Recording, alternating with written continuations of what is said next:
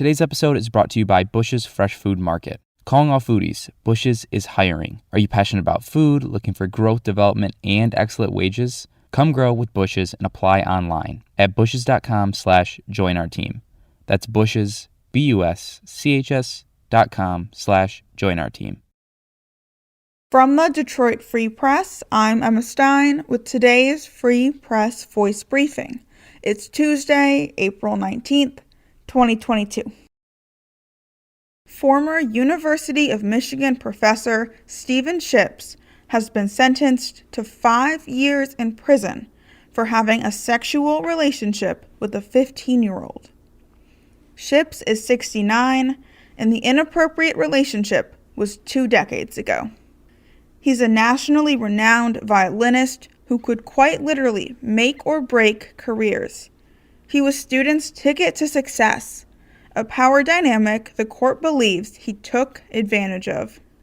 Behind closed doors, Ships was an alcoholic, secretly hitting the bottle, in addition to sexually grooming young female students all over the country in a series of predatory relationships. One victim said, Ships, an excellent violin teacher, was also a wolf in sheep's clothing. He intentionally set a trap for me, one he knew I wouldn't see because I was a kid and no match for a seasoned predator.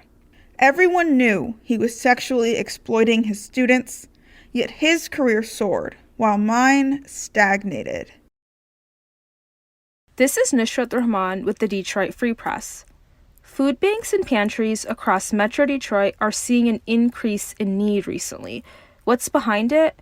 Rising food and gas prices, utility costs, higher rents, and the end of pandemic-era safety nets like the expanded child tax credit. Throughout the fall and winter, Gleaner's Community Food Bank, for example, served an average of 9,000 households a month at its mobile distribution sites across southeast Michigan. In March, that increased to 13,000 households. Forgotten Harvest is also reporting longer lines at its pantries. And organizations themselves are dealing with less supply and rising operating costs as need continues to tick up. Americans are feeling the squeeze as inflation continues to soar, and it's hitting the basics like gas, shelter, and food. Prices rose 8.5%. That's the highest annual increase since 1981, according to the March Consumer Price Index. Grocery costs in general went up 10% since last year. Inflation hits low-income families hardest, forcing them to make difficult choices. There was a small mix-up during snack time in a kindergarten class at Grand River Academy, Livonia, last week.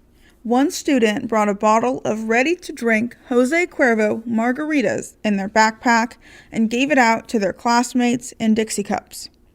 Several students drank it, and one said they felt woozy and dizzy after having just a few sips.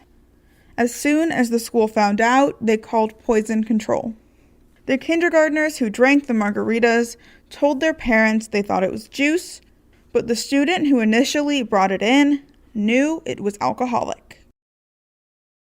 I'm Andrew Hammond for the Free Press Sports Department. The Detroit Red Wings season doesn't end until April 29th, but for Wings captain Dylan Larkin, his season ended yesterday.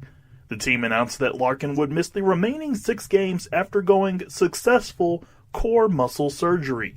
Recovery time for the surgery takes between 8 and 10 weeks, so Larkin should be ready for next season. Before surgery knocked out Larkin for the rest of the season, he scored 31 goals, had 69 total points, both team highs, in his 71 games played this season. This is the second straight season where Larkin is unable to finish the season. A neck injury against the Dallas Stars ended his campaign in 2021.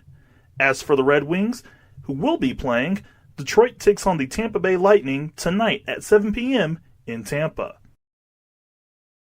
For more stories from the Detroit Free Press, be sure to check out freep.com. That's FREEP.com. I'll see you tomorrow.